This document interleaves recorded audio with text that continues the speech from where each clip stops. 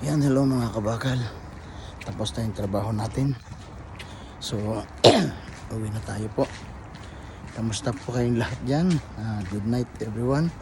And good morning po sa lahat. Ayan po, naglalakad po tayo dito sa madilim. Madilim po yung lugar. Oh. Ayan guys. Madilim po yung lugar. Nilalakaran ko. Pauwi na po ako ng bahay. Katapos lang po ng trabaho ko. Ngayon po dito, ang oras po dito sa Kuwait ay 11:10 po ng gabi. So, ayun po, yan ang oras po ng labas ko. Ayan po, pauwi na po tayo. Ayan guys, oh, dinadaanan. Tingnan nyo guys. Ayan po. So, pauwi na po ako ngayon. Naglalakad na po ako. Dumaan dito, actually